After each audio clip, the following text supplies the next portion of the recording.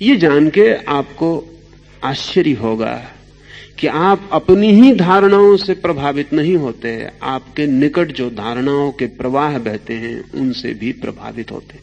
इसलिए महावीर ने कहा है, अज्ञानी से दूर रहना मंगल है, ज्ञानी के निकट रहना मंगल है। चेतना जिसकी रुग्ण है उससे दूर रहना मंगल है, चेतना जिसकी स्वस्थ है उसके निकट सानिध्य में रहना मंगल है। सत्संग का इतना ही अर्थ है कि जहां शुभ धारणाएं हों उस मिल्यू में, उस वातावरण में रहना मंगल है। रूस के एक विचारक जो अकुपंक्चर पर काम कर रहे हैं, डॉक्टर सिरोव, उन्होंने यांत्रिक आविष्कार किए हैं जिनसे पड़ोसी की धारणा आपको कब प्रभावित करती है और कैसे प्रभावित करती है उसकी जांच की जा सकती है।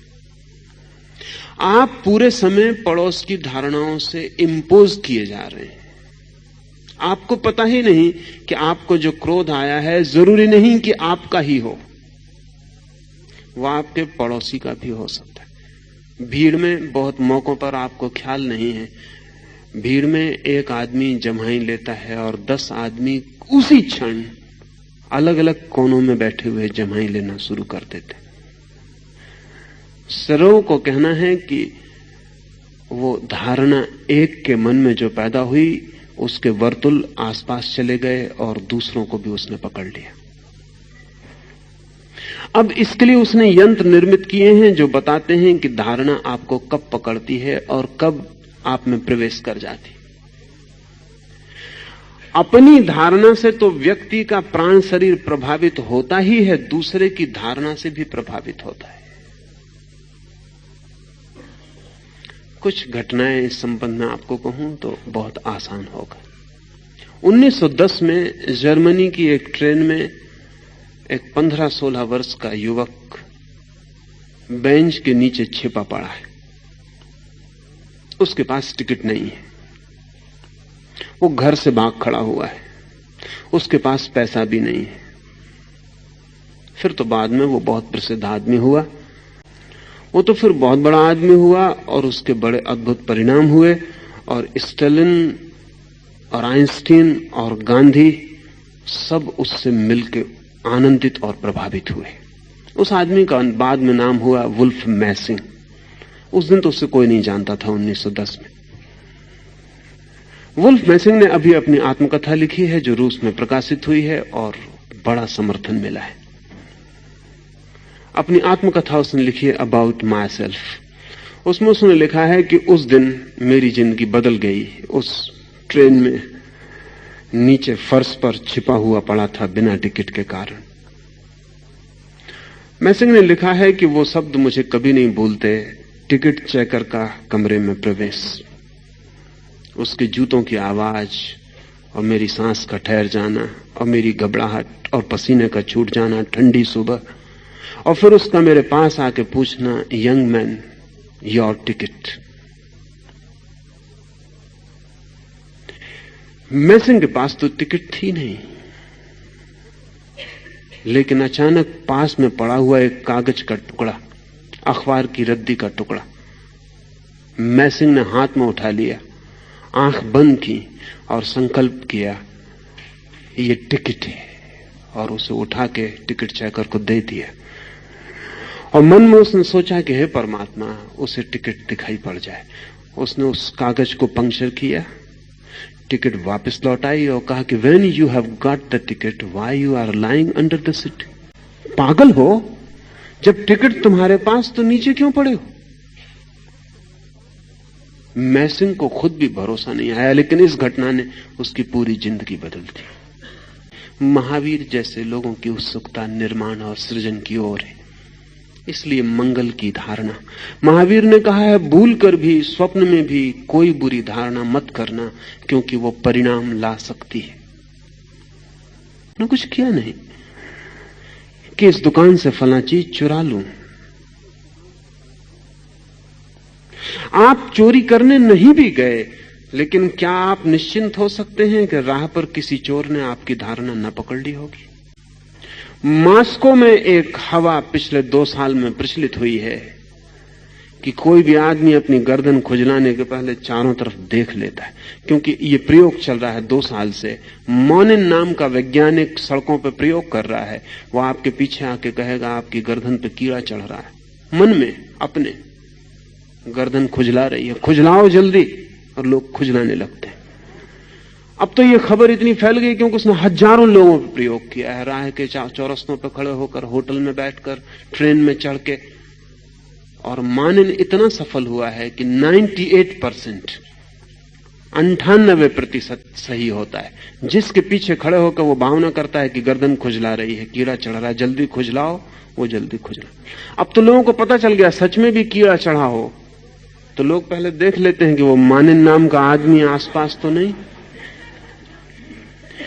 जब से मानन का प्रयोग सफल हुआ है तब से मस्तिष्क के बाबत एक नई जानकारी मिली है, और वो ये कि मस्तिष्क सामने से जितनी शक्ति रखता है उससे चौगुनी शक्ति मस्तिष्क के पीछे के हिस्से में।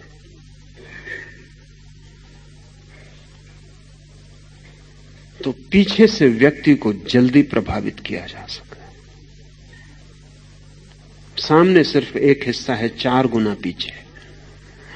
और जो लोग, जैसे कि मैसिंग, या कल मैंने आपको कहा नेल्या नाम की महिला जो वस्तुओं को सरका सकती है, इनके मस्तिष्क के अध्ययन से पता चला है कि इनका मस्तिष्क पीछे 50 गुनी शक्ति से भरा हुआ है, सामने 1 तो पीछे 50। योग की निरंतर धारणा रही है कि मनुष्य का असली मस्तिष्क छिपा हुआ पीछे पड़ा है, और जब तक वो सक्रिय नहीं होता तब तक मनुष्य अपनी पूर्ण गरिमा को उपलब्ध नहीं होगा। यह भी हैरानी की बात है कि अगर आप कोई बुरा विचार करते हैं तो प्रकृति का अद्भुत नियम है कि आप मस्तिष्क के अगले हिस्से से करते हैं। मस्तिष्क का प्रत्येक हिस्सा अलग अलग काम करता है। अगर आपको हत्या करनी है तो उसका विचार आपके मस्तिष्क के ऊपरी सामने के हिस्से में चलता है, और अगर आपको किसी की सहायता करनी है तो पीछे अंतिम हिस्से में चलता है। प्रकृति ने इंतजाम किया हुआ है कि शुभ की ओर आपको ज्यादा शक्ति दी हुई है, अशुभ की ओर कम शक्ति दी हुई है। लेकिन शुभ जगत में दिखाई नहीं पड़ता और अशुभ जगत में बहुत दिखाई पड़ता है। हम शुभ की कामना ही नहीं करते, या अगर हम कामना भी करते हैं तो हम तत्काल विपरीत कामना करके उसे काट देते हैं। जैसे एक मां अपने बच्चे के जीने की कितनी कामना करती है, बड़ा हो, जिए, लेकिन किसी क्षण क्रोध में कह देती तू तो होते से ही मर जाता तो बेहतर था। उसे पता नहीं है कि 4 दफा उसने कामना की हो शुभ की और ये एक दफा अशुभ की,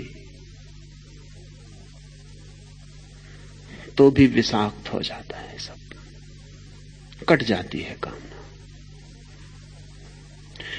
महावीर अपने साधुओं को कहते थे मंगल की कामना में डूबे रहो 24 घंटे, उठते बैठते, श्वास लेते छोड़ते। स्वभावतः मंगल की कामना शिखर से शुरू करनी चाहिए, इसलिए वो कहते हैं अरिहंत मंगल है। वे जिनके आंतरिक समस्त रोग समाप्त हो गए वे मंगल हैं, सिद्ध मंगल हैं, साधु मंगल हैं। और जाना जिन्होंने, जैन परंपरा केवली उन्हें कहती है जो जानने की दिशा में उस जगह पहुंच गए जहां जानने वाला भी नहीं रह जाता, जानी जाने वाली वस्तु भी नहीं रह जाती, सिर्फ जानना रह जाता है, सिर्फ केवल ज्ञान मात्र रह जाता, ओनली नोइंग।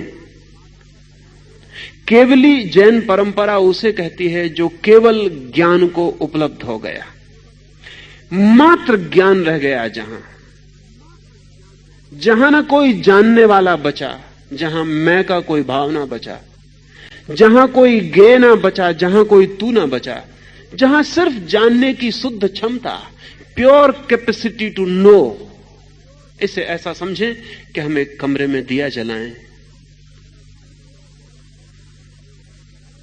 तो दिए की बाती है, तेल है, दिया है, फिर कमरे में दिए का प्रकाश है, और उस प्रकाश से प्रकाशित होती चीजें हैं, कुर्सी है, फर्नीचर है, दीवार है, आप है।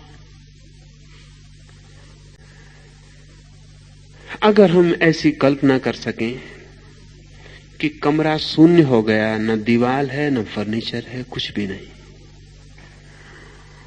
दिए में तेल भी ना रहा, दिए की देह भी ना रही, सिर्फ ज्योति रह गई, प्रकाश मात्र रह गया, न तो दिया बचा और न प्रकाशित वस्तुएं बची, मात्र प्रकाश रह गया, आलोक, स्रोत रहित, कोई तेल नहीं, कोई बाती नहीं। और ऐसा आलोक जो किसी पर नहीं पड़ रहा है, शून्य में फैल रहा है। ऐसी धारणा है जैन चिंतन की केवली के संबंध में। जो परम ज्ञान को उपलब्ध होता है वहां ज्ञान अकारण हो जाता है, कोई सोर्स नहीं होता। क्योंकि बात बहुत कीमती है।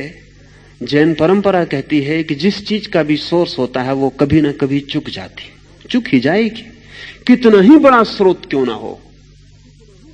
सूर्य भी चुक जाएगा एक दिन, बड़ा है स्रोत, अरबों वर्षों से रोशनी दे रहा है। वैज्ञानिक कहते हैं अभी और अंदाजन 4000 5000 साल रोशनी देगा, लेकिन चुक जाएगा। कितना ही बड़ा स्रोत हो, स्रोत की सीमा है, चुक जाएगा। महावीर कहते हैं ये जो चेतना है ये अनंत है, ये कभी चुक नहीं सकती, ये स्रोत रहित है। इसमें जो प्रकाश है वो किसी मार्ग से नहीं आता, वो बस है, इट जस्ट इज, कहीं से आता नहीं, अन्यथा एक दिन चुक जाएगा। कितना ही बड़ा हो चुक जाएगा। महासागर भी चम्मचों से उलीझ के चुकाए जा सकते हैं, कितना ही लंबा समय लगे, तो महासागर भी चम्मचों से उलीझ के चुकाए जा सकते हैं। एक चम्मच थोड़ा तो कम कर ही जाती है, फिर और ज्यादा कम होता जाएगा। महावीर कहते हैं ये जो चेतना है ये स्रोत रहित है, इसलिए महावीर ने ईश्वर को मानने से इंकार कर दिया। क्योंकि अगर ईश्वर को माने तो ईश्वर स्रोत हो जाता है और हम सब उसी के स्रोत से जलने वाले दिए हो जाते, तो हम चुक जाएंगे। सच है ये कि महावीर से ज्यादा प्रतिष्ठा आत्मा को इस पृथ्वी पर और किसी व्यक्ति ने कभी नहीं दी है। इतनी प्रतिष्ठा कि उन्होंने कहा कि परमात्मा अलग नहीं, आत्मा ही परमात्मा है, इसका स्रोत अलग नहीं है, ये ज्योति ही स्वयं स्रोत है। ये जो भीतर जलने वाला जीवन है ये कहीं से शक्ति नहीं पाता, ये स्वयं ही शक्तिवान है। ये किसी के द्वारा निर्मित नहीं है, नहीं तो किसी के द्वारा नष्ट हो जाएगा। ये किसी पर निर्भर नहीं है, नहीं तो मोहताज रहेगा। ये किसी से कुछ भी नहीं पाता, ये स्वयं में समर्थ और सिद्ध है। जिस दिन ज्ञान इस सीमा पर पहुंचता है जहां हम स्रोत रहित प्रकाश को उपलब्ध होते हैं, सोर्सलेस, उसी दिन हम मूल को उपलब्ध होते हैं। जैन परंपरा ऐसे व्यक्ति को केवली कहती है।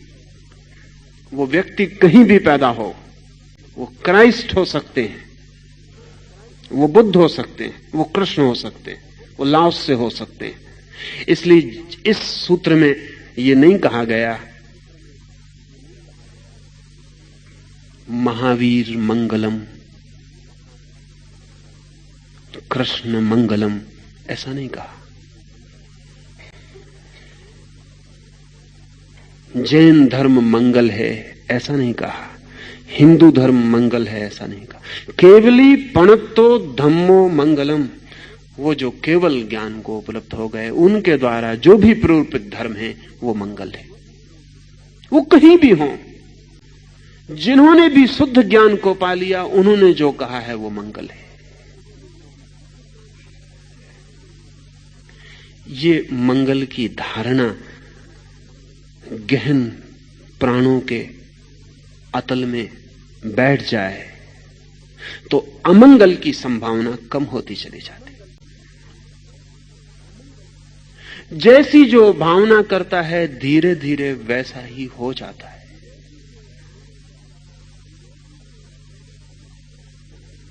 जैसा हम सोचते हैं वैसे ही हम हो जाते हैं। जो हम मांगते हैं वो मिल जाता है, लेकिन हम सदा गलत मांगते हैं, वही हमारा दुर्भाग्य।